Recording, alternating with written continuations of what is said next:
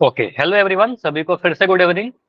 तो जैसा आप सभी को पता है, चैप्टर नंबर 4 पढ़े थे क्लास 10th का आपका द्विघात समीकरण यानी क्वाड्रेटिक इक्वेशंस।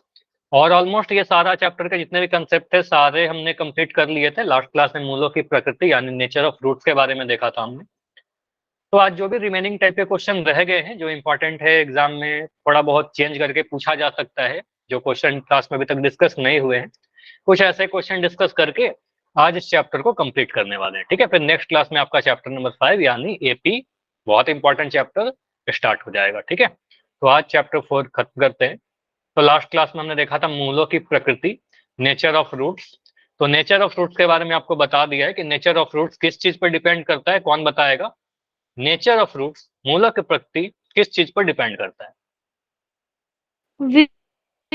विविक्तर पे। ठीक है, किसी भी द्विघात समीकरण के डिस्क्रिमिनांट जिसको हम डी से रिप्रेजेंट करते हैं उस पर डिपेंड करता है। ठीक है, अब डी को जब सॉल्व करते हैं, डी का वैल्यू क्या होता है आपको पता है, बी स्क्वायर माइनस 4ac। तो जब इसको निकालोगे तो या तो सर वो पॉजिटिव आएगा, या तो नेगेटिव आएगा, या फिर जीरो आएगा। ठीक है, मतलब या तो जीरो से बड़ा आएगा, या फिर डी से छोटा आएगा, जीरो से छोटा आएगा, या डी जीरो के बराबर आएगा। तो ये तीन कंडीशन हो सकते हैं। आपको यहाँ पर ध्यान रखना है, अगर पॉजिटिव आता है डी 5 6 7, इवन 5 6 7 ही क्या, अगर मान लो डी का वैल्यू निकालो और डी का वैल्यू 5/2 आ गया, इसका मतलब क्या है, ये पॉजिटिव है कि नेगेटिव है? बताओ। मान लो डी निकालो और 5/2 आ गया, तो कहेंगे सर 5/2 एक पॉजिटिव है, धनात्मक संख्या है, जीरो से बड़ा है। तो जीरो से बड़ा है तो कहेंगे सर इसके मूल कैसे होंगे? वास्तविक होंगे। तो वास्तविक और कैसा होगा? तो ये मैंने आपको बताया कि वास्तविक और भिन्न होंगे। ठीक है, वास्तविक और भिन्न होगा, डी अगर जीरो से बड़ा रहेगा। अगर डी जीरो के बराबर आ जाएगा तो केस 3 में देखो, अगर जीरो के बराबर आ जाएगा डी, तो आप कहोगे सर अगर बराबर आ गया तो कहेंगे सर वास्तविक और बराबर आएंगे, दोनों ही मूल जो होंगे, दो मूल रहेंगे, दोनों ही आपस में बराबर हो जाएंगे, 2 2 4 4 5 5 ऐसे। ठीक है, तो वास्तविक और बराबर, केस 3। केस 2 में आप लोगों को बोला नेगेटिव, नेगेटिव मतलब एन, एन मतलब नो। ठीक है, तो नो रूट्स, मतलब नो रूट्स तो नहीं कहना, बोलना नो रियल रूट्स। तो कोई भी वास्तविक मूल नहीं होंगे, अवास्तविक मूल होते हैं, दो वास्तविक मूल होते हैं। तो आपको पढ़ना नहीं है तो सीधे बोल दीजिएगा कोई भी वास्तविक मूल नहीं होगा। अगर डी का वैल्यू कभी -3 -5 कुछ ऐसा आ जाएगा तो क्या ना, वास्तविक मूल नहीं होंगे। तो इस पे क्वेश्चन जो, ये क्वेश्चन मैं नहीं पूछता आज आपसे, लेकिन क्योंकि लास्ट क्लास में पोल में थोड़ा आप सभी ने गलती किया है। ठीक है, पोल में रिपोर्ट देख रहा था, उसमें आप लोग का आंसर कुछ भी गलत दिख रहा था। ठीक है, तो मैं आज फिर से ये क्वेश्चन ला रहा हूँ, सेम क्वेश्चन है ऑलमोस्ट, बस आपको बताना है मूल कैसे होंगे। ठीक है, मूलों की प्रकृति पे। तो एक क्वेश्चन लिखा गया x² - 5x + 4√2 बराबर 0। आपको देखना है इस इक्वेशन का अगर मूल निकालेंगे तो मूल कैसा होगा। चार ऑप्शन है आपके पास, आपको पता है ये ऐसे क्वेश्चन में हमेशा या तो ऑप्शन ए होगा, या तो बी होगा, या फिर सी होगा। तो डी तो होने का कोई चांस नहीं है। ठीक है, पोल में ऑन कर दे रहा हूँ, चलिए ए बी सी में से चुन लो, क्योंकि आपको पता है या तो डी पॉजिटिव आएगा, या नेगेटिव आएगा, या जीरो आएगा। तो इसका देखिए डी क्या है। तो इसमें बहुत ज्यादा कोई कंसेप्ट नहीं है ना, सिर्फ क्या है, फॉर्मूला और कैलकुलेशन। फॉर्मूला याद होना चाहिए और कैलकुलेशन अच्छे से करना चाहिए, तभी आंसर आएगा। तो लिखा हुआ x² - 5x + 4√2 = 0। ए बी से लिखिए, ए बी से निकाल दोगे तो डी भी निकाल दीजिए, डी निकाल दोगे तो आपको पता चल जाएगा मूल कैसे होंगे, मतलब डी के अकॉर्डिंग। देखिए, तो अभी तक 3 आंसर आए हैं और तीनों ही आंसर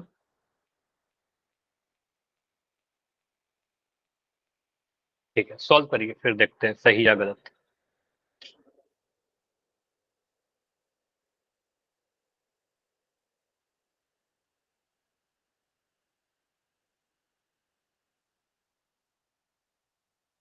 b² - 4ac का वैल्यू निकालना है आपको, वहीं से आपको पता चलेगा मूल कैसे हैं इसके।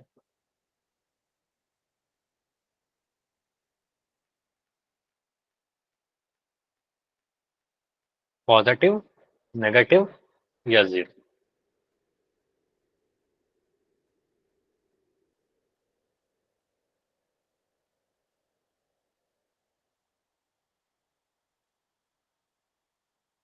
तो अभी तक 7 आंसर आ चुके हैं, क्लास में 20 बच्चे हो, 21 बच्चे हो। ठीक है, सभी लोग करिए। अभी मैं बैठा हूं, आपको नहीं बैठे रहना है, आप सभी को सॉल्व करना है।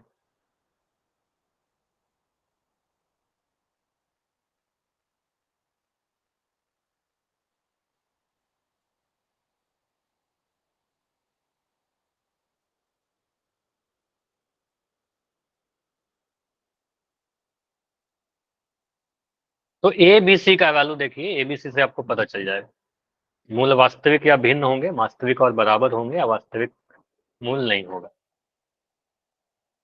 देखो एग्जैक्ट वैल्यू निकालने की नीड नहीं, यहाँ पर थोड़ा प्रॉब्लम हो रहा होगा, मुझे पता है, क्वेश्चन थोड़ा सा अलग है ये। जनरली ऐसे क्वेश्चन आपके एग्जाम में नहीं आते हैं, लेकिन फिर भी मैं आपको दिया हूं ताकि आप ये भी सीखो, ठीक है। तो आपको एग्जैक्ट वैल्यू की जरूरत ही नहीं है ना, एग्जैक्ट वैल्यू की कोई जरूरत नहीं है। आप रफली एक डेटा सोचिए, अगर आपको रूट 2 के वैल्यू की नीड है, तो ये भी आपको याद होना चाहिए कि रूट 2 का वैल्यू जो होता है वो सर 1.414 होता है। गुड इवनिंग सर, क्लास से जा रहा हूँ सर, डिस्प्ले स्क्रीन नहीं दिखाई दे रही। ओके ओके, लेफ्ट करके ज्वाइन करो। तो रूट 2 का वैल्यू अगर आपको चाहिए तो 1.4 ले लो, ठीक है, रफली। तो 1.4 लेकर सोल्व करके देख लो, ठीक है। चलो देखो क्या आंसर आएगा।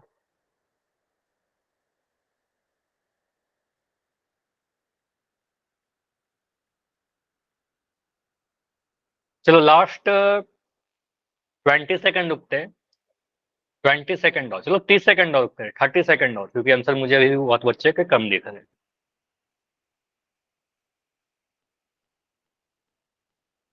अच्छा ये क्वेश्चन एग्जाम के लिए देखे तो बहुत ज्यादा इंपॉर्टेंट तो नहीं है, लेकिन अच्छा इंपॉर्टेंट कर लेना, ट्रिकी क्वेश्चन है, ठीक है। ऐसे क्वेश्चन बिल्कुल आ सकते हैं, ऐसा मत सोचना कि नहीं आएगा, आ सकता है, ठीक है।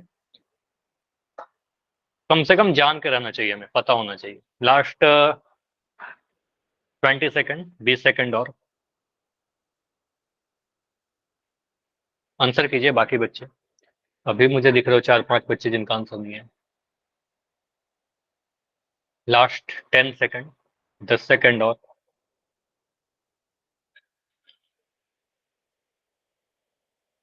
Last 5 seconds, 5, 4, 3, 2, 1।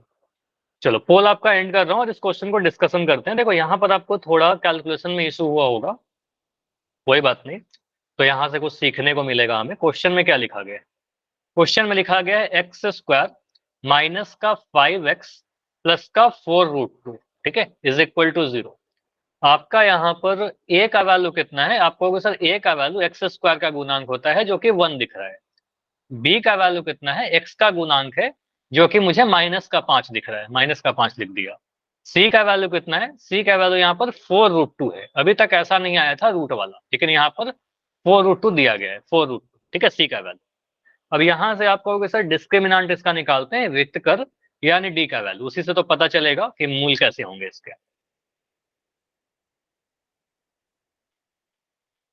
लेफ्ट करके ज्वाइन करिए और बताइए सही हो रहा है कि नहीं हो रहा लेफ्ट करने से, ठीक है, सही हो जाना चाहिए, ठीक है। तो यहाँ से कहेंगे सर b² माइनस 4ac निकालेंगे। तो b² कहने का मतलब क्या? -5 का स्क्वायर करना। तो -5 का स्क्वायर मैं लिख देता हूँ, -5 का स्क्वायर आपको पता है 25 आएगा, -5 का स्क्वायर -4 इंटू a का वैल्यू तो 1 है आपका, a के जगह पर मैं 1 लिख दे रहा हूँ, ठीक है, a के जगह पर मैंने 1 लिखा। c के जगह पर आपका 4√2 है, यहाँ पर आप लोग लिख देना है 4√2, ठीक है। अब यहां से देखोगे -5 का जब स्क्वायर करेंगे तो -5 का स्क्वायर 25 ही बनेगा, 25 बनेगा, माइनस माइनस प्लस आ जाएगा, 5 गुना 5 25 आ गया। माइनस, देखो 4 को 4 से जब गुना करोगे, 4 चौके 16 आएगा, इंटू √2 आएगा। अब 25 माइनस, अब ये आपका क्या आ गया ना, ये आपका आ गया 25 माइनस 16√2। अब मुझे ये नहीं समझ में आ रहा कि सर ये पॉजिटिव है कि नेगेटिव है, ठीक है। अब यहाँ पर जनरली इसलिए कह रहा हूँ, आपके एग्जाम में ज्यादातर ऐसा क्वेश्चन नहीं आया है, लेकिन यहाँ पर अगर आ जाए ऐसा क्वेश्चन, तो आपको यहाँ पर याद रखना है कि √2 का वैल्यू क्या होता है। तो √2 का वैल्यू आपको याद रखना है 1.414, ये लगभग यही वैल्यू होता है। तो आप इतना भी मत करिए कैलकुलेशन, ठीक है, आप इतना भी मत करो, 414 इतना मत लो। आप एक रफ डेटा लो कि √2 का लगभग वैल्यू ले लिया 1.4, ठीक है। तो आप क्या करिए 25 लीजिए, -16 को गुना करिए √2 का वैल्यू 1.4 से। तो 16 इंटू 1.4 कितना आएगा? 25 माइनस, देखो कितने बच्चों को 16 का टेबल याद है? आई थिंक सभी को याद होना चाहिए। 16 का टेबल तो याद होना चाहिए। 16 का टेबल पढ़िए, 16 चौके 64, ठीक है, 16 चौके 64 का 4 कैरी 6, ठीक है, कैरी 6 बचेगा, हासिल 6 बचेगा। 16 कम 16, 16 में 6 जोड़ेंगे कितना मिलेगा? 22 मिलेगा, तो 22.4। तो लगभग लगभग डेटा जो आ रहा है 25 में से 22.4 घटाने के लिए बोल रहा है। अब अगर मैं 4.14 लूं, अगर ये वाला डेटा लूं, तो आपका थोड़ा सा ज्यादा आता, 22.4 समथिंग कुछ आता, लेकिन 22 के ही आसपास आता, ठीक है। तो आप कह रहे हो सर लगभग लगभग जो डेटा है 22 के आसपास है, तो 25 में से 22 घटाना है। 25 में से अगर आप 22 घटाओगे तो क्या आएगा? अब क्या आएगा उसको छोड़िए, मुझे नहीं मतलब है कि कितना आएगा, मुझे ये मतलब है कि सर ये पॉजिटिव आएगा, ये नेगेटिव आएगा, कि जीरो आएगा, ये बताओ। सर ये बताओ। पॉजिटिव। पॉजिटिव आएगा, आपको पता है 25 एक बड़ा नंबर है और 22.4 एक छोटा नंबर है, तो जो भी आएगा आपको पता है ये पॉजिटिव आएगा। कैलकुलेशन करने में बिल्कुल अपना टाइम मत बर्बाद करिएगा, सीधे बोलोगे सर ये पॉजिटिव आएगा, जीरो से बड़ा है। और जीरो से बड़ा होने का मतलब क्या होगा? डिस्क्रिमिनांट यानी विक्टर जो है जीरो से बड़ा है। मूल कैसे होंगे? वास्तविक होंगे मूल, और कैसे होंगे? भिन्न होंगे, वास्तविक तथा भिन्न होंगे। कौन सा ऑप्शन में था ऐसा? ऑप्शन नंबर ए में था, ठीक है, ऑप्शन नंबर ए में था आपका। क्लियर? समझ में आया? यस। तो यहाँ पर प्रॉब्लम क्या हुआ? बस छोटा सा कैलकुलेशन में। तो ऐसे क्वेश्चन अगर आएंगे तो सोच लोगे ऐसा। अगर √3 रहता तो क्या वैल्यू लेते? कितने बच्चों को याद है कि अगर मुझे कभी ऐसा क्वेश्चन में √3 आ जाए तो वैल्यू याद होना चाहिए। देखो कुछ वैल्यू याद कर लीजिए, √2 का वैल्यू आपको याद होना चाहिए कि 1.414 होता है। आप रफली 1.4 लेना कभी कैलकुलेशन में। √3 का वैल्यू 1.732 होता है। बाकी इतना याद रखो, इसके अलावा आपको कुछ भी काम नहीं आएगा, ठीक है। चलिए, तो ये दो वैल्यू याद रख लीजिएगा। कहीं पर भी आप नोट डाउन जहां करते हो ना, अपने कॉपी में लिख लो, ठीक है, इंपॉर्टेंट करके। तो अच्छा, यहाँ पर लिख दिया गया कोई वास्तविक मूल नहीं, ये गलत है, ठीक है, आपका आंसर ये गलत है, ठीक है, आंसर ऑप्शन नंबर ए था इसका, ठीक है। चलो, क्योंकि जीरो नहीं आया आपका, अगर जीरो आता तो फिर आंसर आता सी। अब देखो यहाँ पर क्या है, द्विघात सूत्र। आपको पता है कि द्विघात सूत्र आपको पहले पढ़ाया गया है, ठीक है, ऑलरेडी आपको पढ़ाया जा चुका है। इसका एक और नाम होता है, कौन मुझे बताएगा इसका एक और नाम? अभी थोड़ी देर पहले ही मैंने लिया था, क्लास स्टार्ट होने के पहले। इस फॉर्मूला का कुछ और नाम है क्या? जिन्होंने ये फॉर्मूला दी, फॉर्मूला। हाँ, सीधाचार्य फॉर्मूला, ठीक है। तो इसका एक और नाम है श्रीधाचार्य फॉर्मूला, ठीक है। हाँ, क्योंकि सीधाचार्य एक मैथमेटिशियन थे, गणितज्ञ थे, उन्होंने ही दिया था ये फॉर्मूला, ठीक है, सूत्र पहली बार। तो सीधाचार्य फॉर्मूला के नाम से इसको जानते हैं, क्वाड्रेटिक फॉर्मूला। होता क्या है बेसिकली, इसका यूज कहाँ पर करते हैं? कोई आपसे जनरली पूछ ले कि व्हाट इज द यूज, इसका यूज कहाँ है, तो आप कहोगे सर कोई भी द्विघात समीकरण का क्या कहते हैं, मूल निकालने के लिए, ठीक है, रूट्स निकालने के लिए हम इसका यूज करते हैं। रूट्स निकालने के लिए, मूल निकालने के लिए इसका यूज करते हैं। तो मूल निकालने के लिए तो हमारे पास मध्य परिभाजन विधि भी है, हाँ, उसको भी यूज करते हैं, लेकिन वो हमेशा नहीं काम आता है। कई बार ऐसा भी होता है कि हम मध्य परिभाजन नहीं कर पाते हैं, तो इन दैट केस ये वाला फॉर्मूला ऑलवेज वैलिड होता है, ये हमेशा लग जाएगा। लेकिन मध्य परिभाजन विधि की एक लिमिटेशंस होती है, ठीक है, तो हर हर समय आप नहीं कर सकते हो। अभी तक जितने क्वेश्चन दिए गए थे उसमें आपको मध्य परिभाजन जो कर सकते थे वही क्वेश्चन था, लेकिन हमेशा वो नहीं लगेगा, ठीक है। जैसे कि मैं कुछ क्वेश्चन लिखूं, क्वेश्चन के पहले फॉर्मूला देख लेते हैं। फॉर्मूला क्या था आपका? अगर कोई मानक रूप में स्टैंडर्ड फॉर्म में द्विघात समीकरण लिखा गया x² + bx + c = 0, तो x का जो वैल्यू होता है, जो मूल आपको पता है x का वैल्यू ही निकालते हैं, उसी को हम लोग मूल कहते हैं, या फिर इसका हल कहे तो हल, मूल या रूट सारा चीज सेम है। तो -b ± √d/2 है, ठीक है। तो -b और d का वैल्यू आपको पता है, b² - 4ac, वही चीज यहाँ पर डाल दिया गया। तो इसी को कहते हैं सीधाचार्य का नियम। इसी पे कुछ क्वेश्चन जो हमने नहीं किए थे जो टाइप के, वो टाइप के कुछ क्वेश्चन लेते हैं, ठीक है। जैसे कि ये क्वेश्चन है, 3x² - 4√3 + 4 = 0, ठीक है। तो यहां से अगर आपको बोला जाता है कि पहले तो यहाँ पर देखो, पहले बोला गया है कि मूलों की प्रकृति बताइए, मूल कैसे होंगे। अब मूलों की प्रकृति बताने से काम नहीं चलेगा। आप अगर उसके मूल एग्जिस्ट करते हैं, जैसे आप कह सकते हो ना, मूल अवास्तविक होंगे, अवास्तविक होंगे तब तो छोड़ दीजिएगा। लेकिन अगर वास्तविक है मूल, इन दैट केस आप मूल भी बताइए, ठीक है। तो आप क्या बोलोगे?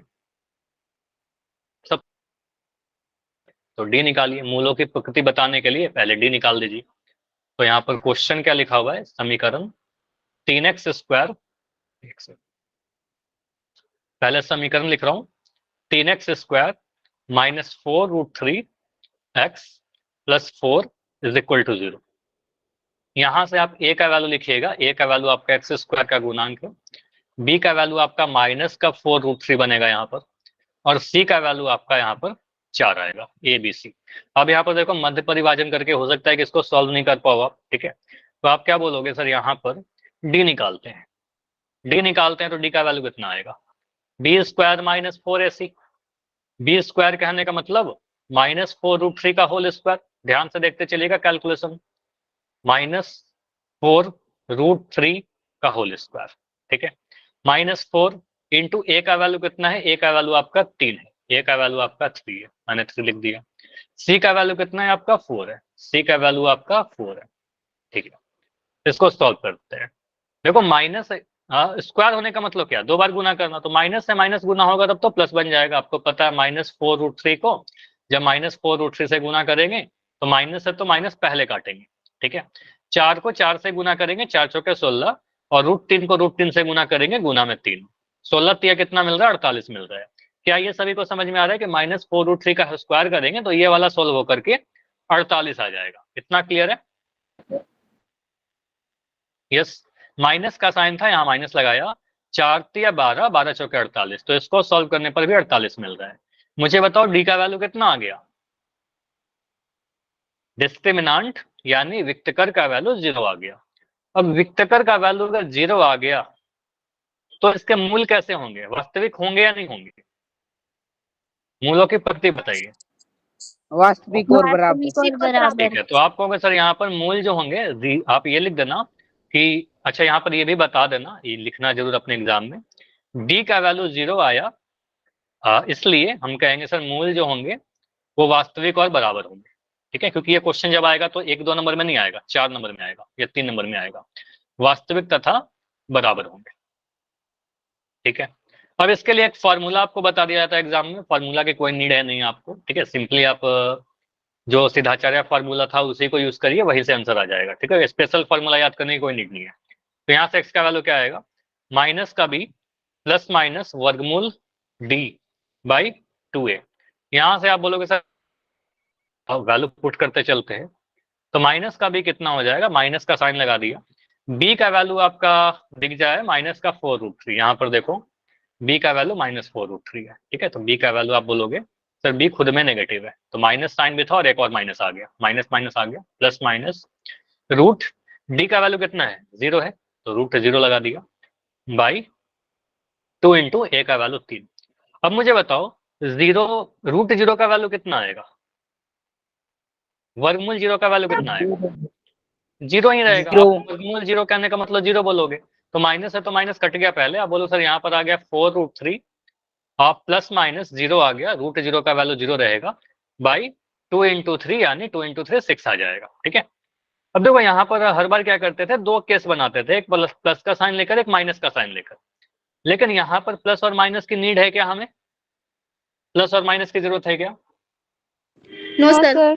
कोई जरूरत नहीं है, देखो क्योंकि आपको पता है 5 में आप 0 जोड़िए तो भी 5 मिलेगा, 5 में 0 घटाइए तो भी 5 ही मिलेगा, तो 5 प्लस माइनस अगर 0 लिखा रहेगा तो आप बोलेगे सर ये 5 ही मिलने वाला है, प्लस करो चाहे माइनस करो, तो आप यहाँ पर दो केस बनाने की कोई नीड नहीं है, प्लस माइनस लेने की कोई जरूरत है नहीं, आप यहाँ पर बोलोगे सीधे एक्स का जो वैल्यू आएगा सर बराबर जो मूल आ रहे हैं वो 4√3/6 आ रहा है। इसको सॉल्व कर लीजिए, तो आप इसको काटिएगा 2 से, 2 दूनी 4 और 2 तिये 6, तो आपका आंसर आ रहा है 2√6/3, ये आपका आंसर आ जाएगा, 2√6 आ रहा है, 4√3 था ना, √6 कैसे लिख दिया मैंने, थोड़ा सा मैंने गलत लिख दिया, इसको आप सही कर लो। तो एक्स का वैल्यू क्या आएगा, 4√3/6, तो 2 से काटिए आप इसको, 2 से काटोगे 2 दूनी 4, 2 तिया 6, तो यहाँ से वैल्यू आ जाएगा 2√3/3, ये हमारा आंसर आ जाएगा। क्लियर, समझ में आया? तो दोनों ही, अच्छा यहाँ पर समझिएगा, दो मूल आपने बोला दोनों ही मूल बराबर, तो आप इस तरीके से लिख दीजिएगा, आंसर जब लिखोगे ना मूल, तो आप लिखिएगा हमारे जो मूल आएंगे 2√3/3 तथा 2√3/3, ऐसे लिख दीजिएगा, ये दो हमारे मूल हो गए, दोनों ही बराबर हैं आपस में, ठीक है। क्योंकि प्लस का साइन लेंगे तो भी यही आएगा, माइनस का साइन लेंगे तो भी यही आएगा। और यही रीजन है, यहाँ से समझ भी सकते हो कि डी बराबर 0 होने पर बराबर क्यों होता है, क्योंकि यहाँ पर प्लस माइनस के बाद 0 आ जाएगा, प्लस माइनस के बाद 0 आएगा तो प्लस लेने पर भी वही आएगा, माइनस लेने पर भी वही आएगा। तो यही रीजन होता है कि जब भी डी 0 हो जाता है तो हमारा बराबर मूल आता है। ठीक है, समझ में आया ये चीज? बताओ। एक सेकंड, शायद बहुत छोटा हो गया, अभी एक पेज पर नहीं आ पा रहा है सॉल्यूशन, तो इसको दो पार्ट में लीजिए। एक पार्ट तो ये हो गया आपका, और सेकंड पार्ट हमारा ये हो गया। क्लियर है? तो आंसर देखो, हमेशा ऐसा नहीं होगा कि आंसर आपका हमेशा 5 7 8 ही है। ठीक है, मूल वास्तविक ही है। ठीक है, वास्तविक मूल है और बराबर मूल है। तो यहाँ पर आप बोलोगे सर 2√3 वाला भी आंसर आ सकता है, ऐसा नहीं कि हमेशा 2 3 4 5 ऐसे ही आंसर आते हैं, नहीं। ठीक है, ऐसे आंसर भी आ सकते हैं। ठीक, चलो अगला जो क्वेश्चन है आपका, वो बोला गया है कि इस वाले में मुझे बताओ, द्विघात समीकरण के मूलों की प्रकृति ज्ञात कीजिए और उसके बाद इस द्विघात सूत्र का यूज करके मूल भी ज्ञात करिए। ठीक है, चलो इसको कैलकुलेट करके बताओ कितना आ रहा है, आप लोग ही बताइए। 2x² माइनस का 6x प्लस का 3 इज इक्वल टू 0। ए का वैल्यू आपको पता है 2 है, बी का वैल्यू आपको पता है माइनस का 6 है, सी का वैल्यू पता है आपको 3। तो डी का वैल्यू निकाल लेंगे, डी का वैल्यू हो जाएगा b² माइनस 4ac। इसके आगे मैं नहीं कर रहा, इसके आगे आप लोग करिए। कितना आ रहा है D? D equal to 12। Sir वास्तविक और भिन्न होंगे। डी का वैल्यू 12 आएगा तो डेफिनेटली पॉजिटिव आ रहेगा, तो वास्तविक और भिन्न होंगे। और वास्तविक और भिन्न अगर आपने बोल दिया तो दो मूल निकाल करके बताइए, दोनों ही वास्तविक और भिन्न मूल।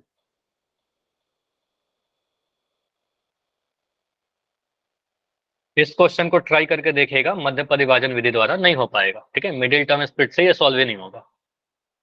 ठीक है, तो मिडिल टर्म स्प्लिट से सारे क्वेश्चन नहीं होते, अभी तक जो क्वेश्चन दिया था वो सारे मिडिल टर्म से स्प्लिट होने वाला दिया था। ठीक है, देखो ये भी मैं आपको बताता हूँ, ऐसे आपके बहुत ज्यादा काम तो नहीं आएगा, लेकिन डी का जब निकालोगे ना, अगर डी पूर्ण वर्ग आएगा तो अगर डी मान लो 36 आता है, 25 आता है, 49 आता है, 4 आता है, 16 आता है, ऐसे कुछ नंबर आते हैं पूर्ण वर्ग संख्या, तो मध्य परिभाजन हो जाएगा। अगर पूर्ण वर्ग नहीं आता, अगर कोई जैसे आपने बोला कि 12 आ रहा है, ठीक है, अगर 12 आ रहा है, पूर्ण वर्ग संख्या नहीं आ रहा है, पूर्ण वर्ग नहीं आ रहा है, तो मध्य परिभाजन से नहीं सॉल्व होगा। ठीक है, बस यही ट्रिक है। ट्रिक है, कंसेप्ट है सिंपल सा। तो यहाँ से आपका क्या आ रहा है, आप बोलोगे सर डी का जो वैल्यू आ रहा है इस पर और ऐसे करने पर -6 का स्क्वायर। ठीक है, तो यहाँ मैंने बोला सर -6 का स्क्वायर किया, -4 इंटू ए का वैल्यू 2 और सी का वैल्यू 3, इसको सॉल्व किया, -6 का स्क्वायर करोगे, -6 इंटू -6 तो 6 गुना 6 36 आ जाएगा, माइनस से माइनस कैंसिल हो गया, तो मिला आपका 36 माइनस 4 दूनी 8 8 3 24, 36 में से 24 घटाएंगे आपका 12 आ जाएगा। तो डी का जो वैल्यू आया, जो डिस्क्रिमिनेंट आपका दिख रहा है, डिस्क्रिमिनेंट आपका आ गया 12। अब 12 क्या दिख रहा है, 0 से बड़ा है, पॉजिटिव है ना, तो आप यहाँ पर बोल सकते हो, यहाँ पर आप लिख दीजिए, क्योंकि डी का वैल्यू जो है सर 12 आ रहा है, मतलब, या फिर ये भी मत लिखो, 12 भी लिखने की कोई नीड है नहीं आपको। सर डी का वैल्यू कैसा आ रहा है, 0 से बड़ा आ रहा है, मतलब पॉजिटिव आ रहा है। अतः मूल कैसे होंगे, आपने ये बताया था, मूल वास्तविक और भिन्न होंगे। ठीक है, तो ये हमें याद रखना है, पॉजिटिव के केस में वास्तविक और भिन्न होंगे। अच्छा, मिल निकाला क्या किसी ने अभी तक? ये निकाला? Yes sir. कितना आ रहा है? Yes 3 sir. √3 divide by 2, 3 minus √3 divide by 2। नहीं, पहले फिर से बोलो, ये मैं नहीं सुन पाया, फिर से बताओ। 3 प्लस √3 डिवाइड बाय 2 और इसके बाद एक बार माइनस का लेना है। ठीक है, यहाँ पर 3 माइनस √3/2 यही आ रहा है, 3 प्लस √3/2, 3 माइनस √3/2। देखो ऐसे मेरा भी अलग आंसर आपका अलग आ रहा है, बताइए आपका क्या आ रहा है? सर 1 प्लस √2, 1 माइनस √12, नीचे में 1 कुछ नहीं है? प्लस √12। No sir. 1 प्लस √2 और सर 1 प्लस √12। 12, ठीक है, और 1 माइनस √12 ऐसा आ रहा है क्या? Yes sir. ठीक है, अब देखते हैं कौन सा आंसर सही है। मुझे जहां तक लग रहा है कि ऊपर वाला सही लग रहा है, देखते हैं। ठीक है, हो सकता है नीचे सही। तो मूल वास्तविक और भिन्न, तो मूल वास्तविक और भिन्न अगर कर रहे हैं तो हम कहेंगे सर यहाँ पर से निकाल भी दीजिए फॉर्मूला से, x का वैल्यू कितना होता है, माइनस का भी plus minus root over D by 2 है, ठीक है, बाई 2 ये डी है, वैल्यू डालिए बस, इसमें कैलकुलेशन ध्यान से करना है। तो ABC जहां लिखा हुआ था वो दिखाता हूं मैं आपको। तो B का वैल्यू क्या है, B का वैल्यू माइनस का 6 है। देखो यहाँ पर माइनस का साइन तो पहले से था और B भी आपका नेगेटिव है, तो B की जगह पर माइनस का 6 और डाल देंगे, ठीक है, तो माइनस माइनस का 6 आ गया, प्लस माइनस लगाया, वर्गमूल D का वैल्यू कितना है आपका, D का वैल्यू आपका आ गया है 12, ठीक है, यहाँ पर 12 लिख दिया मैंने, ठीक है, 12 बाई 2A। तो 2A कहने का मतलब 2 इंटू 2 मैंने लिख दिया 2 इंटू 2। चलिए, यहां तक किसी का भी कोई डाउट है क्या? बस मैंने वैल्यू पुट किया है और कुछ नहीं किया, B, A और D का वैल्यू पुट किया। क्लियर? सभी लोग बताओ, n मतलब क्या, समझ में आया कि नहीं आया? y है ना, ठीक है। चलो अब यहाँ पर आप क्या बोलोगे, इसको सॉल्व करते हैं थोड़ा, ठीक है, इसको सिंप्लीफाई करते हैं। सिंप्लीफाई बड़ा आराम से, आपको पता है ये माइनस से माइनस कैंसिल होगा, बिल्कुल कैंसिल होगा, यहाँ 6 बचेगा, प्लस माइनस साइन रहेगा, बिल्कुल रहेगा। रूट 12 को मैं अभी नहीं करूंगा, करेंगे चेंज, अभी इसको रूट 12 रहने दो, ठीक है, एक साथ बहुत सारी चीजें मत करिए। भाई 2 इंटू 2 लिखा हुआ है, 2 इंटू 2 को 4 लिख दीजिए, 4 लिख दिया, ठीक है। तो वर्गमूल 12 जो लिखा हुआ है, इस वर्गमूल 12 को आप फैक्टराइज करके कुछ बाहर निकालने का ट्राई करो, ठीक है। तो वर्गमूल 12 को आप सोच सकते हो सर वर्गमूल 12 क्या है, 4 गुना 3, ठीक है, 4 को लिख सकते हैं 2 गुना 2 गुना 3, ऐसा लिख सकते हैं वर्गमूल 12 को। और वर्गमूल 12 हमारा क्या है, ये दो बार है, तो वर्गमूल का कंसेप्ट आपको पता है सर, कोई संख्या अगर 2 बार गुना है तो एक बार बाहर आ जाता है, तो ये 2√3 है, कुछ नहीं है, ये 2√3 है। तो वर्गमूल 12 लिखने का मतलब और कुछ नहीं है, 2√3 लिखा हुआ है, ठीक है। तो यहाँ पर बोलेंगे सर इसको अगले स्टेप में आप चेंज करके लिखो 6 प्लस माइनस 2√3, ठीक है, बाई 4। इतना क्लियर सभी को, इतना क्लियर? मैं एक स्टेप आपसे पूछ रहा हूँ ताकि ये सारी चीज गलती नहीं हो एग्जाम में, ठीक है, तो ये आपको ध्यान रखना है कि ठीक है। अब यहां से देखिए, आप अगर मुझे कुछ नहीं दिखता ना, समझना कि मैं कैसे सोच रहा हूँ एग्जाम में, ठीक है, अगर मेरे पास ये क्वेश्चन आएगा मैं कैसे सोचूंगा एज ए क्लास 10th का स्टूडेंट, ठीक है, तो मैं सोचूंगा कि इसका आंसर कर देते हैं सर, बहुत बढ़िया लग रहा है मुझे आंसर ये, लेकिन आंसर मत करिए, आपको ऊपर में कुछ कॉमन दिख रहा है, ठीक है, आप 6 और 2 में कुछ कॉमन ले सकते हो और वो नीचे में 4 से कट जाएगा, ठीक है। तो अभी आप आंसर करने के पहले कुछ कॉमन निकालिए, अगर यहाँ पर 5 रहता ना, समझो इसको, अगर यहाँ पर है नहीं, मैं बस लिख के बता रहा हूँ कि अगर 5 रहता तो मैं इसको आंसर कर देता, कुछ नहीं करता, बोलता ये आंसर है मेरा फाइनल आंसर। लेकिन यहाँ पर 5 तो है नहीं, नीचे में 4 है, तो आपको दिखेगा ऊपर में से 2 कॉमन आ रहा है, वो 2 नीचे से कट जाएगा, इतना हमें दिख रहा है, ठीक है। तो आपको ऊपर से 2 कॉमन लीजिए, तो 6 और 2√3 में से, इसको समझिए, मैं ऐसा तो लिख ही सकता हूँ ना, 6 प्लस 2√3, इस वाले को इसको लिख सकते हैं आप 2 इंटू 3 प्लस 2 इंटू √3। तो आपको दिख रहा था 2 यहाँ भी है 2 यहाँ भी है, कॉमन ले लीजिए, इतना लिखने की कोई नीड है नहीं, बस समझाने के लिए बोल रहा था। 2 को कॉमन लिया तो 2 तिया 6 प्लस माइनस यहाँ पर 2 कॉमन ले लिया आपने तो √3 बच जाएगा, ठीक है, √3 बच जाएगा और नीचे में 4 है, ठीक है। अब 2 से काट दीजिए, 2 दूनी 4, ठीक है, 2 दूनी 4, तो आपका आ जाएगा 3 प्लस माइनस √3 बाई, अच्छा इसको मैं कर देता हूँ, 3 प्लस माइनस √3 बाई 2, कुछ ऐसा, ठीक है। अब यहाँ 2 केस बना लीजिए, 2 आंसर आपको दिख ही रहा है, यहाँ पर x का वैल्यू है, तो आप बोलोगे अतः x का जो वैल्यू आएगा, एक बार प्लस का साइन ले लेते हैं, तो 3 प्लस √3, अब 3 और √3 नहीं ऐड होगा, ठीक है, आपको पता है परिमेय संख्या है, परिमेय संख्या ऐड नहीं होगा, 3 प्लस √3 बाई 2, और एक और सॉल्यूशन ले लीजिए माइनस साइन के साथ, 3 माइनस √3 बाई 2, ये हमारा आंसर आएगा। समझ में आया? सभी लोग रिप्लाई करके मुझे बताओ यस, या फिर कोई डाउट है तो बिल्कुल अपना माइक ऑन करके पूछ सकते हो। दो कंसेप्ट तो बहुत ज्यादा कुछ कठिन नहीं था, बस यहाँ पर कैलकुलेशन ही है जो इंपॉर्टेंट बनाता है इस क्वेश्चन को। तो आपको ये क्या समझ में आ रहा है कि हमारे पास कुछ क्वेश्चन ऐसे भी आ सकते हैं जहां पर answer 3 plus √3 by 2, 3 minus √3 by 2, ये वास्तविक है कि नहीं है? वास्तविक है, ऐसा मत बोल देना अवास्तविक है, वास्तविक मूल है, क्योंकि डी हमारा 0 आया था, 0 से बड़ा आया था, ठीक है। चलो, तो ये पूरा सॉल्यूशन तो एक पेज पर नहीं आ पाएगा, लेकिन पहले तो आप इस पेज की स्क्रीनशॉट ले लो जितना अभी दिख रहा है। यहां तक हमने क्या किया, डी का वैल्यू निकाला, डी का वैल्यू निकाल कर एक्स का वैल्यू का फॉर्मूला लगाया, उसके बाद बाकी का सॉल्यूशन यहाँ पर आपका दिख जाएगा, ठीक है। तो 2 पार्ट में इस क्वेश्चन को हमने सॉल्व कर लिया। चलो अभी इतना क्लियर तो मुझे बताओ, कैसे क्वेश्चन आपके एग्जाम में आएंगे, कर लोगे? पोल क्वेश्चन पूछूं आपसे? चलिए, तो पोल में जो क्वेश्चन है सिंपल सा क्वेश्चन है, मैं ऐसा क्वेश्चन नहीं लाया हूँ कि आपका डी कुछ 3+√3/2 आए। हाँ, सिंपल से क्वेश्चन है, सीधे सिद्धाचार्य फॉर्मूला यूज करिए और उसका आंसर आप कर सकते हो। ठीक है, ये सारे क्वेश्चन ऑलमोस्ट आपको दिख रहा होगा, ऐसा क्वेश्चन मैंने पहले भी आपको करवा रखा है।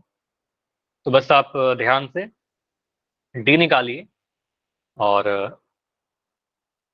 मूल बताइए सिद्धाचार्य फॉर्मूला को यूज करके। देखो यहाँ पर क्वेश्चन में एक इन्फॉर्मेशन ऐसा भी दे रखा है ना जो काम का नहीं है, मतलब दे रखा है तो भी आप कोई यूज नहीं करोगे, नहीं भी देता तो भी हमारे कोई मतलब का नहीं। देखो बोला गया है इसके मूल वास्तविक तथा भिन्न है, नहीं बताएगा तो भी मुझे पता चल जाएगा। ठीक है, नहीं भी बताएगा तो भी मुझे पता चल जाएगा कि मूल वास्तविक है या नहीं है। यहाँ पर बोल दिया वास्तविक तथा भिन्न है तो मूल ज्ञात करिए। x² + 7x + 12, इसके मूल बताइए।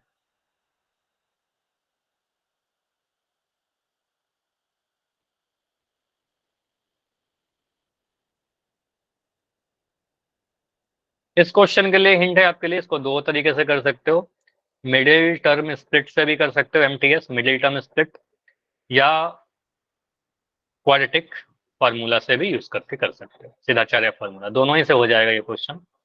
ठीक है, क्योंकि देखो इसका डी जब निकालोगे तो एक पूर्ण वर्ग संख्या आएगा डेफिनेटली। ठीक है, पूर्ण वर्ग संख्या आएगा तो डेफिनेटली वो मिडिल टर्म स्प्लिट से भी कर सकते हैं।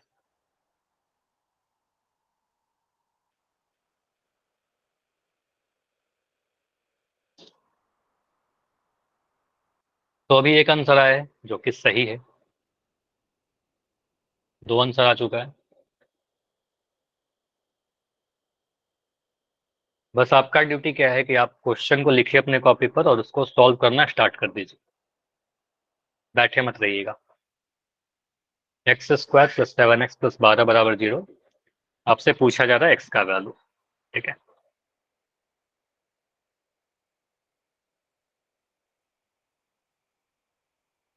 बेटर होगा कि मिडिल टर्म स्प्लिट इसको आप क्वाड्रेटिक फार्मूला से कर लो। मिडिल टर्म स्प्लिट तो आप सीख ही चुके हो पहले भी, क्वाड्रेटिक फार्मूला का प्रैक्टिस हो जाएगा। ठीक है,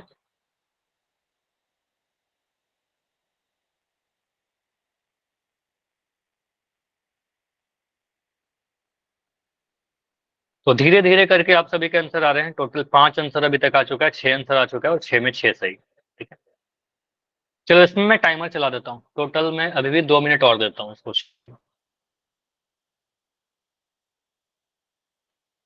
तो आराम से करो।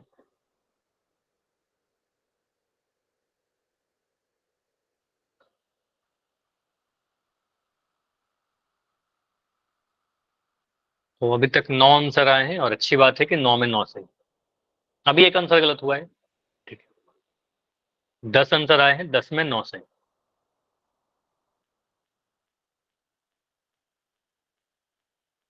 लगभग 1.5 मिनट का समय और है अभी। इवन आपको अगर लगता है कि टाइम और चाहिए बता देना, अगर आपको लगता है टाइम और चाहिए बताइएगा। ऐसा नहीं कि पोल एंड होने, ये टाइम एंड होने के साथ पोल एंड हो जाएगा, बिल्कुल नहीं। टाइम तो बढ़ा दूंगा लेकिन अगर आप एक बार आंसर गलत कर दोगे फिर चेंज नहीं कर पाओगे। ठीक है,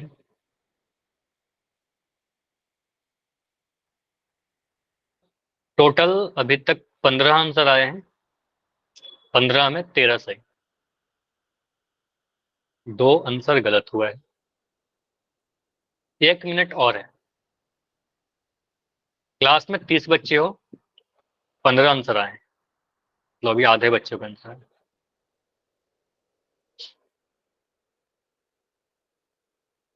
बाकी सभी लोग कीजिए, लास्ट 40 सेकंड के आसपास का समय, मतलब इतना टाइम में ट्राई करो, अगर नहीं होता तो टाइम तो बढ़ा दूंगा। 19 आंसर आ चुका है ऐसे अभी तक। अभी 10 बच्चे और हो क्लास में, 20 आंसर आ चुका है। ठीक है, लगभग 20 सेकंड और है, बहुत ज्यादा टाइम नहीं है। आपने अगर कर लिया है जाइए जाकर वोट कर दीजिए, अब बैठे मत रहिए, किसी वक्त पोल एंड हो जाएगा। Last 10 second. टाइम और चाहिए क्या किसी को? अगर टाइम चाहिए तो माइक ऑन करके बताओ, किसी को और टाइम चाहिए? नहीं, तो 10 सेकंड में इसको एंड कर रहे हैं, इस क्वेश्चन को 10 सेकंड में एंड करेंगे, फिर डिस्कशन करेंगे। अभी मुझे क्लास में 6 बच्चे दिख रहे हो जिनका आंसर नहीं आया है। आंसर कर दो, जो भी आपको लगता है ना वो आंसर कीजिए। लास्ट 5 सेकंड है। 5 4 3 2 1। चलो पोल को मैं एंड कर रहा हूँ और इस क्वेश्चन को देखते हैं कैसे सॉल्व करेंगे। ऐसे आसान क्वेश्चन है, सीधे फॉर्मूला बेस्ड, इसको आप किसी मेथड से आप कर सकते हो। क्वेश्चन में लिखा गया है एक equation x square plus 7x plus 12 is equal to 0। यहाँ पर बिल्कुल क्लियर बता रखा है कि मूल वास्तविक और भिन्न होंगे। नहीं भी बताता तो हम डी से निकाल लेते, डी का वैल्यू निकालेंगे। ए का वैल्यू आपको दिख रहा है एक्स स्क्वायर का गुणांक यहाँ पर 1 है तो 1 लिख देंगे। बी का वैल्यू एक्स का गुणांक जो कि 7 दिख रहा है यहाँ पर 7 लिख देंगे। सी का वैल्यू कांस्टेंट यानी अचर वाला पद यहाँ पर 12 लिख देंगे। किसी के आगे माइनस का साइन नहीं था, माइनस नहीं आया हमारा, तो यहां से बोलेंगे डी का वैल्यू निकालिए। डी का वैल्यू होता है b square minus 4ac। B square कहने का मतलब 7 का स्क्वायर, जो कि आपको दिखेगा 49। चलो यहाँ पर लिख लो आप 7 का स्क्वायर माइनस 4 इंटू ए का वैल्यू 1 और सी का वैल्यू आपका 12 यहाँ लिख दिया। सॉल्व करिएगा, 7 का स्क्वायर 49 मिलेगा, 12 चौके 48 मिलेगा। ठीक है, 49 में से 48 हटाएंगे 1 आएगा, जो कि देखो पूर्ण वर्ग है, एक का स्क्वायर करेंगे 1 आएगा। तो कहेंगे सर ये मिडिल टर्म से भी सॉल्व हो जाता अगर हम करते तो, लेकिन नहीं कर रहे। इसको करते हैं, डी का वैल्यू 1 आया। 1 कैसा है? पॉजिटिव नंबर है, मतलब डी जो है 0 से बड़ा है, और डी 0 से बड़ा है तो मूल वास्तविक और भिन्न होगा, वो दिया भी हुआ था। अब एक्स का वैल्यू निकालते हैं, यहाँ से फॉर्मूला लगाइए। तो एक्स का वैल्यू यहाँ से क्या आएगा? माइनस का b plus minus root D by 2a, 2 into a. Value put करते जाइए, आंसर आ जाएगा आपका। माइनस का बी कहने का मतलब माइनस का 7, बी का वैल्यू आपका 7 है यहाँ पर। ठीक है, प्लस माइनस रूट डी का वैल्यू आपका 1 है बाई 2a, 2 इंटू ए का वैल्यू कितना? ए का वैल्यू भी 1 ही है तो 1 है यहाँ पर। ठीक है, तो माइनस का 7 प्लस माइनस रूट 1 का वैल्यू कितना होता है 1। बताओ? रूट 1 का वैल्यू 1 ही होगा, आपको पता सर रूट 1 इंटू 1 है वो, तो एक बार बाहर आ जाएगा एक, तो वर्गमूल 1 कहने का मतलब वर्गमूल 1, और नीचे में 1 तो है 2 है। ठीक है, 2 इंटू 1 आपका 2 आ जाएगा। ठीक है, चलो इसको आप दो केस बनाकर सोल्व कर सकते हो। केस नंबर 1 आप ले लो, जब पॉजिटिव साइन लिया, जब प्लस का साइन लिया तो एक्स का वैल्यू आ जाएगा -7, ये प्लस का साइन लिया तो प्लस का 1/2 आ जाएगा। केस 2 आप बना लोगे जब माइनस का साइन लेंगे। ठीक है, माइनस का साइन लेंगे तो एक्स का वैल्यू क्या आएगा? माइनस का 7 माइनस 1/2। दोनों को सॉल्व कर दीजिए, दोनों से 2 आंसर आ जाएंगे। ठीक है, तो यहाँ से आपका आएगा एक्स का वैल्यू, एक माइनस एक प्लस, एक नंबर नेगेटिव एक पॉजिटिव है तो घटाव करेंगे, 7 में से एक घटाओगे 6 आ जाएगा, साइन बड़े नंबर का आएगा तो माइनस का 6/2, माइनस 6/2 कहने का मतलब 2 3 6। ठीक है, तो माइनस का 3 आ जाएगा। उसके बाद यहाँ पर क्या आएगा? एक्स का वैल्यू, दोनों ही नेगेटिव है, दोनों ही नेगेटिव है तो जोड़ करके आंसर आएगा, 7 में एक जोड़ेंगे 8 आएगा, लेकिन चिन्ह अभी भी बड़े वाले नंबर का आएगा। ऐसा मत बोलना माइनस माइनस प्लस हो जाएगा, नहीं, वो जोड़ घटाव में नहीं होता, गुना में होता है। तो कहेंगे जोड़ घटाव में बड़े वाले नंबर का साइन आएगा, -8/2 आएगा। ठीक है, 7 के आगे जो साइन था उसका साइन लगाया, 2 चौके 8, तो कहेंगे सर माइनस का 4। तो एक मूल हमें मिला माइनस का 3, एक मूल मुझे मिला माइनस का 4, यही दोनों मूल है हमारे जीरोज। ठीक है, तो आपको सर -3 और -4, तो -3 और -4 तो मुझे ऑप्शन नंबर बी में दिख रहा है ना। तो जिनका गलत हुआ उनको समझ में आया। चलो अभी आपको क्या करना है, जिनका सही था वो तो वाई लिखेंगे ही लिखेंगे, जिनको समझ में आ गया वो भी वाई लिखेंगे। जिनका गलत हो गया था लेकिन समझ में आ गया वो बच्चे भी वाई लिख के बताइए।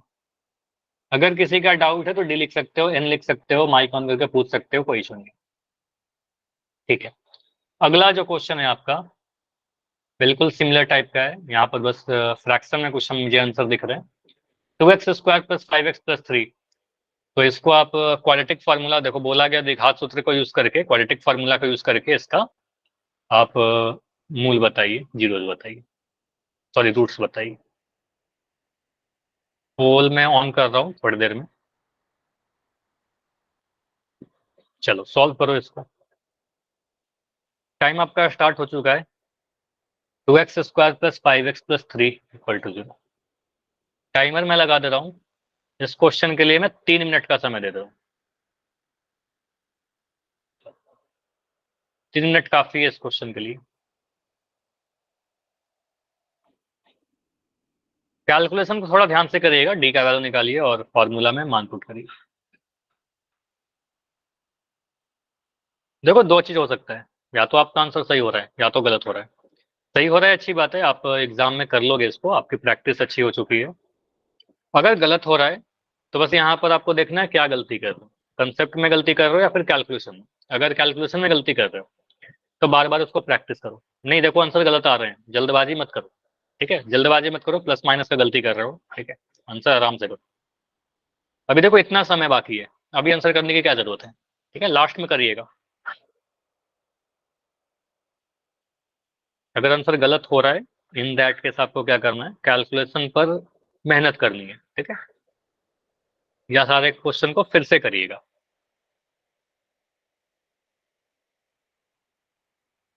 वही सॉल्यूशन है हमारे पास, है ना, जितना प्रैक्टिस करोगे उसी से आपका सही होते जाएगा।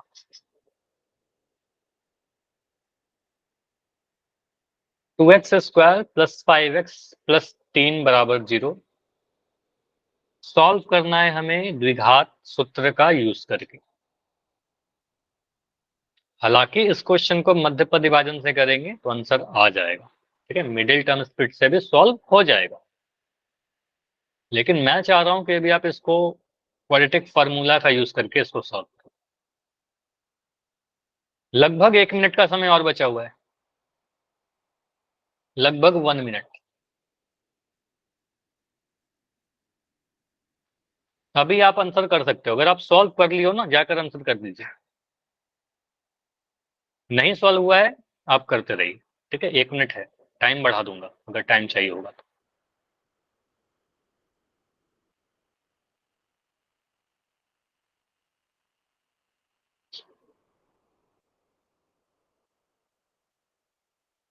सोलह बच्चों के आंसर आ चुके हैं, 17 आंसर आ चुका है।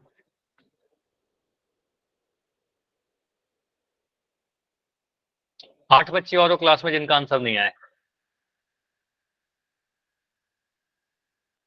लगभग 30 सेकंड का टाइम और बचा हुआ है, 30 सेकंड्स ओनली लेफ्ट।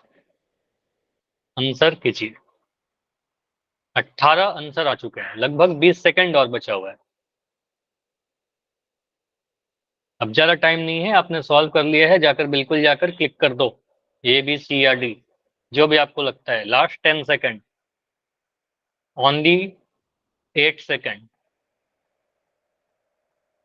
चलो तो बस टाइम हो चुका है, लास्ट 5 सेकंड और रुकते हैं, 5 सेकंड में इसको एंड करके डिस्कस करेंगे। 5 4 3 2 1। चलो यहाँ पर मैं पोल को एंड कर रहा हूँ। टोटल 21 आंसर आए हैं, 21 में 14 सही है, तो आंसर आपके हैं 14 3 2 2। मतलब 14 3 2 2 कहने का मतलब ये हुआ कि 14 बच्चों को लगता है कि आंसर ऑप्शन नंबर ए है, 3 बच्चों को लगता है ऑप्शन नंबर बी है, 2 बच्चों को सी और 2 बच्चों को डी, ठीक है, यही आपका डेटा कह रहा है। ज्यादातर बच्चे क्या बोल रहे हैं कि ऑप्शन नंबर ए सही है सर। देखते हैं ऑप्शन नंबर ए सही है या फिर बी सी या डी सही है, क्योंकि ज्यादातर कह रहे हुए तो ए सही होना चाहिए, ठीक है। मैं इस क्वेश्चन को ऑप्शन को हटाता हूँ, ऑप्शन आपके एग्जाम में नहीं मिलेंगे, ये तो मैं आपको पोल पूछने के लिए दे रहा था, क्वेश्चन को मैंने यहाँ पर ले लिया। आप यहाँ पर क्या करोगे, क्वाड्रेटिक इक्वेशन को देखकर, इस द्विघात समीकरण को देखकर आप एबीसी का वैल्यू लिखोगे। 2x स्क्वायर प्लस का 5x प्लस का 3 इज इक्वल टू 0 से आपको ए का वैल्यू दिखेगा 2x स्क्वायर का गुणांक, बी का वैल्यू आपको 5 दिख रहा है और सी का वैल्यू आपका 3 दिख रहा है, ठीक है, एबीसी मैंने लिख दिया। अब यहाँ से आप डिस्क्रिमिनांट यानी व्यक्तकर निकालिए। डी का वैल्यू क्या आएगा, बी स्क्वायर माइनस 4ac आएगा, वैल्यू में पुट करिए मान। तो यहाँ पर बोलोगे सर ये बी का वैल्यू तो 5 है, तो यहाँ पर लिख देंगे 5 का स्क्वायर, डायरेक्ट भी चाहो तो 5 का स्क्वायर 25 लिख सकते हैं, माइनस का 4 इंटू ए का वैल्यू आपका 2 है और सी का वैल्यू आपका 3 है, ठीक है, तो यहाँ पर 2 इंटू 3 सॉल्व किया, 5 का स्क्वायर किया 25 आया, माइनस का साइन माइनस है, 4 दूनी 8 8 3 24, अगेन 1 ही आ रहा है, तो 25 में से 24 घटाएंगे आपका 1 आ जाएगा। अब यहाँ से मुझे पता है कि सर 1 क्या है, पॉजिटिव है, मतलब डी का वैल्यू जो आ रहा है 0 से बड़ा आ रहा है, तो मूल वास्तविक और भिन्न होंगे, ठीक है, वास्तविक और भिन्न होंगे, फॉर्मूला यूज करिए, एक्स का वैल्यू क्या आएगा, माइनस का b plus minus root D by 2 है, ठीक है, बाई 2 वैल्यू पुट करिए, आंसर रेडी हो जाएगा। तो यहां से आएगा माइनस का बी का वैल्यू आपका 5 है, मैंने डाल दिया, प्लस माइनस वर्गमूल डी वर्गमूल 1 बाई 2 इंटू ए का वैल्यू कितना है, ए का वैल्यू 2 है, ठीक है, ऐसे इसको सॉल्व करिए तो आपको मिलेगा माइनस का 5 प्लस माइनस, अभी थोड़ी देर पहले भी जो इसके पहले वाला क्वेश्चन था उसमें भी डी का वैल्यू 1 ही था, आपको पता है वर्गमूल 1 कहने का मतलब 1 ही आ जाएगा, तो यहाँ पर 1 लिख दोगे, बाई 2 इंटू 2 4 आ जाएगा, 2 गुने 2 4 आ जाएगा। अब यहाँ से दो केस बना लेंगे, एक प्लस का साइन लेकर केस 1 ले लीजिए कि जब हमने सर प्लस का साइन लिया तो प्लस का साइन लेने पर एक्स का वैल्यू कितना आएगा, माइनस का 5 प्लस का 1 बाई 4, चाहो तो आप इसको सॉल्व ही कर लीजिए पूरा, ठीक है, या फिर आप केस 2 ले लो, यहाँ पर केस 2 क्या बनाओगे सर, जब माइनस का साइन लेंगे तो माइनस का साइन लेंगे तो एक्स का वैल्यू कितना आएगा, माइनस का 5 माइनस का 1 बाई 4, ठीक है, इसको सॉल्व करिए तो आपको पता है एक नंबर नेगेटिव है एक नंबर पॉजिटिव है, तो घटाव होगा, 5 में से 1 घटाइए 4 मिलेगा, माइनस का साइन है बड़े वाले नंबर का तो माइनस का 4 मिलेगा, -4/4, और -4/4 कहने का मतलब माइनस का 1 आ जाएगा, तो एक तो आंसर माइनस का 1 आ रहा है, ठीक है, -4/4 माइनस का 1। दूसरा यहाँ पर क्या आ रहा है, दोनों ही नेगेटिव है, दोनों ही नेगेटिव है तो ऐड हो जाएगा तो यहाँ 6 बनेगा, 5 और 1, साइन तो बड़े नंबर का लगाएंगे तो माइनस का 6/4 आएगा, काटोगे सरलतम रूप में लिखोगे, 2 से काटिए, 2 तिया 6 2 दूनी 4, तो आंसर आ रहा है -3/2, तो दोनों ही नेगेटिव है, एक और एक -3/2, -1 और -3/2 जहां भी था उसको आप सिलेक्ट कर लीजिए, तो -1 और -3/2 ज्यादातर बच्चों का आंसर सही था, ठीक है, चलो क्लियर है ये, तो ये इससे ज्यादा इंपॉर्टेंट है सॉल्यूशन, ये इंपॉर्टेंट है आपको, सॉल्यूशन जो किया ना मैंने ये जरूरी है, ये आपको पता होना चाहिए, ठीक है, इतना क्लियर तो वाई लिख के बताओ, अगर इसमें कोई कहीं पर भी कोई कैलकुलेशन में दिक्कत है तो डी लिख के बिल्कुल आप पूछ सकते हो, माइक ऑन करके पूछ सकते हो। तो ये देखो अभी आपका चैप्टर कंप्लीट होता है, ये चैप्टर आपका चैप्टर नंबर 4 बिल्कुल पूरा कंप्लीट होता है, जो भी आपके एग्जाम में क्वेश्चन आएंगे जितना मैंने करवाया है उसी में से क्वेश्चन आएगा, कुछ भी अलग नहीं आएगा, ठीक है, रेस्ट आपका क्या बचता है, प्रैक्टिस मोर एंड मोर, जितना क्वेश्चन करवाया है उसको प्रैक्टिस करते रहिएगा रेगुलर इंटरवल पर। अब कुछ क्वेश्चन आपके एनसीईआरटी बुक के हैं, वर्ड प्रॉब्लम वो डिस्कस कर लेते हैं, पोल दे दूं, एनसीईआरटी क्वेश्चन डिस्कशन कर लेते हैं, ठीक है, वो ज्यादा इंपॉर्टेंट है, ठीक है, चलो वो अगले क्लास में रिकॉल के फॉर्म में पूछ लूंगा आपसे, ठीक है, चलो तो यहाँ पर आपका एनसीईआरटी का लास्ट वाले एक्सरसाइज में एक क्वेश्चन है कुछ ऐसा, देखो तो ये वाला जो वर्ड प्रॉब्लम है ये आपके एग्जाम में पूछा जा सकता है,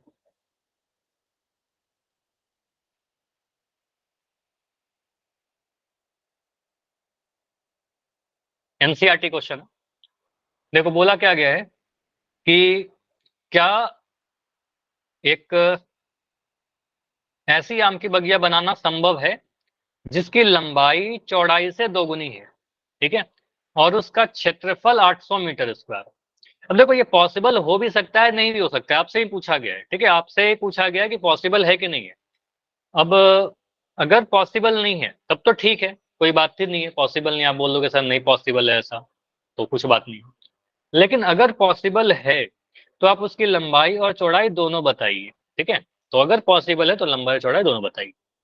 तो यहाँ पर कैसे सोचेंगे, बोला गया है कि आम की बगिया बनाने की लंबाई चौड़ाई से दोगुनी है, तो लंबाई दोगुनी है तो हम x किसको माने, लंबाई को कि चौड़ाई को, बताओ, चौड़ाई को। चौड़ाई को x मान लीजिए क्योंकि आपको कंपेयर किया गया है चौड़ाई से, तो आप बोलोगे चौड़ाई को x मान लीजिए, लंबाई आपका 2 × x हो जाएगा, तो ज्यादा आसान है कि अच्छा यहाँ पर क्वेश्चन में कहीं बोला नहीं गया कि सर बगिया जो है वो सर्कुलर है, वृत्त के आकार का है, बगिया तो ऐसा भी हो सकता है, ट्रायंगल भी हो सकता है, बगिया स्क्वायर में हो सकता है या रेक्टेंगल हो सकता है, कैसा भी हो सकता है ना बात। तो यहाँ पर लंबाई और चौड़ाई देखकर मुझे पता चल रहा है सर या तो वर्ग होगा या फिर वो आयत होगा, ठीक है, इसमें तो लंबाई चौड़ाई नहीं होता ना, इसमें लंबाई चौड़ाई नहीं होता, ठीक है, तो आप कहोगे सर हमें पता चल गया कि या तो रेक्टेंगल होगा या तो आयताकार होगा या फिर वर्गाकार होगा, ठीक है, तो यहाँ पर आप सोच लीजिए कि माना बगिया की जो चौड़ाई है, चौड़ाई को आप x मान लीजिए, ठीक है, तो लंबाई कितना हो जाएगा, लंबाई बोलोगे सर 2 गुना चौड़ाई, चौड़ाई का 2 गुना, ठीक है, तो यहाँ से बोलेंगे सर 2x हो जाएगा, तो लंबाई हो गया आपका 2x। तो यहाँ से कह सकते हो अगर मैं इस तरीके से भाग बनाऊं, इसको l लिखूं, इसको b लिखूं, तो b को अगर आपने x बोल दिया है तो l को आपने क्या बोला, 2 गुना 2x। इतना तक क्लियर है ना। अब यहाँ पर बोला गया क्षेत्रफल कितना है, बगिया का क्षेत्रफल बताइए क्वेश्चन को पढ़कर। 800 मीटर स्क्वायर। 800 मीटर स्क्वायर, तो बगिया का क्षेत्रफल लिख दिया 800 मीटर स्क्वायर। आयत का क्षेत्रफल का फॉर्मूला क्या होता है, लंबाई गुना लंबाई चौड़ाई, गुना ठीक है। तो कहेंगे सर क्षेत्रफल का फॉर्मूला होता है लंबाई गुना चौड़ाई, L इंटू बी बराबर 800 के बराबर। लंबाई चौड़ाई का वैल्यू पुट करिए, देखिए एक्स कुछ आ रहा है क्या, एक्स का वैल्यू क्या आ रहा है, L का वैल्यू आपका आ रहा है 2x, बी का वैल्यू है आपका x बराबर 800। यहाँ से आपका आ जाएगा 2x स्क्वायर, या फिर x को x से गुना कर दो, अच्छा ऐसे लिख दो 2x square is equal to 800, ठीक है। यहाँ से आपका x स्क्वायर का मान कितना आ जाएगा, x square is equal to, ये 2 नीचे चला जाएगा, ठीक है। तो 800 को 2 से आप डिवाइड करिएगा, आपका आ जाएगा 2 चौके 8 2 0, तो एक्स स्क्वायर का मान 400 है। तो एक्स का मान कितना आ जाएगा, वर्गमूल 400 है ना, वर्गमूल 400। अब 400 को आप ऐसा सोच लो, देखो सबसे आसान तरीका क्या होता है ना, बहुत तरीके हैं, लेकिन आप 400 को, तो इतना तो मुझे पता है आप लोग इतना तो सोच लोगे ना, 4 गुना 100 होता है सर, 4 गुना 100 400, ठीक है। अब उसके बाद मुझे पता है 4 को 20 गुना 20 भी कर सकते हो, तो 4 को मैं सोच रहा हूँ 4 क्या है सर, 2 गुना 2 है, ठीक है, 2 गुना 2 है। और 100 को क्या लिख सकते हैं बताओ, 100 को लिख सकते हैं क्या 10 गुना 10, बताओ, ये आसान है। तो इस तरीके से भी सोच सकते हो। तो यहाँ से बोलेंगे सर 400 को क्या लिख दीजिए, कुछ ऐसे ब्रेक कर दीजिए, 2 गुना 2 गुना 10 गुना 10, तो ये हमारा 400 को गुणनखंड कर दिया। जेरने के अभाज्य गुणनखंड करो, आपको बस जोड़ा बनाने से मतलब है ना। तो आपको सर 2 यहाँ भी है 2 यहाँ भी है, तो एक बार 2 बाहर आएगा, 10 यहाँ भी है और 10 यहाँ भी है, 2 बार 10 है तो एक बार 10 बाहर आ जाएगा, तो 2 गुना 10 आपका 20 आ गया। तो x का मान 20 आ गया, मतलब आप क्या बोलोगे, x क्या है हमारा, लंबाई था कि चौड़ाई था, x चौड़ाई, ठीक है। तो आपको सर चौड़ाई जो बगिया का होगा वो 20 मीटर होगा, और लंबाई कितना रहेगा, इसका 2 गुना, ठीक है, 2 गुना 20 यानी 40 मीटर, ठीक है। तो एक बगिया बनाना बिल्कुल पॉसिबल है। इसका चौड़ाई 20 मीटर रहा होगा, आप ऐसा बगिया बना दो, 20 मीटर उसका चौड़ाई रहा होगा और 40 मीटर उसका लंबाई रहा होगा। देखो लंबाई 2 गुना है और दोनों को गुना करेंगे 40 गुना 20, तो 800 मीटर स्क्वायर भी आ जाएगा क्षेत्रफल, ठीक है। तो इस टाइप से आप सॉल्व कर सकते हो ऐसे क्वेश्चन। चलो एक क्वेश्चन मैं दे रहा हूं और इस क्वेश्चन को सॉल्व नहीं करूंगा, एक टेस्ट के, क्योंकि मैंने पूरा कंसेप्ट आपको पढ़ा दिया है, ठीक है। थोड़ा सा ऐसा क्वेश्चन दूंगा जो ऐसे क्वेश्चन नहीं करवाए हैं क्लास में, लेकिन कंसेप्ट पढ़ा दिया है, बस कैलकुलेशन है, ठीक है। तो ये आपका होमवर्क है, आप सॉल्व करिएगा खुद से, अगले क्लास में इसको डिस्कशन करेंगे, ठीक है। और होमवर्क तो आपको सेंड कर ही दूंगा लिंक वाला, अगर लिंक होगा तो। पहले आप इसको एक दो क्वेश्चन जो थोड़ा ठीक टाइप के ना, मैं उसको दे रहा हूँ आपके लिए। लिखा क्या गया है, क्वेश्चन नंबर 1 ट्राई जरूर करना, ठीक है। भले ही ये क्वेश्चन हो सकता है कि आपके एग्जाम में नहीं पूछे जाए, लेकिन अगर आप सीखना चाहते हो ना कुछ अच्छे क्वेश्चन, तो लर्निंग के लिए काफी इंपॉर्टेंट है, अच्छा क्वेश्चन है, आर.एस. अग्रवाल बुक से है। तो क्वेश्चन है आपका, के का वैल्यू बताइए अगर इक्वेशन लिखा हुआ है k+4, ठीक है, ब्रैकेट बंद, यहाँ पर एक्स स्क्वायर प्लस k+1, ठीक है, और यहाँ पर है x प्लस का 1 इज इक्वल टू 0। ये एक द्विघात समीकरण है, इस द्विघात समीकरण के दो वास्तविक, इसके मूल ऐसे लिख लो, इसके जो मूल हैं वास्तविक तथा बराबर है, क्योंकि क्वेश्चन मेरे पास इंग्लिश में है, तो वास्तविक तथा बराबर है। तो के का वैल्यू बताइए, आंसर बता दूं या फिर रहने दूं, सर अभी नहीं, कल बताना। ठीक है। तो इसका आंसर मैं अगले क्लास में बताऊंगा और इसको ट्राई करना सभी लोग सॉल्व करने का, ठीक है। तो ऐसे ये क्वेश्चन थोड़ा अच्छा है, इसको आप ट्राई कर सकते हो। बाकी लिंक मैं सेंड कर दूंगा, क्लास इतना ही रखते हैं, इसके अलावा कोई डाउट है तो बिल्कुल अभी मैं रुक रहा हूँ, नेक्स्ट क्लास आपका एपी होगा, अर्थमेटिक प्रोग्रेशन, चैप्टर नंबर 5, बहुत इंपॉर्टेंट है, बिल्कुल मिस मत करिएगा, आपके एग्जाम में वहां से क्वेश्चन आता ही आता है। ठीक है, चलिए अभी आप लेफ्ट कर सकते हो, कोई डाउट नहीं है तो।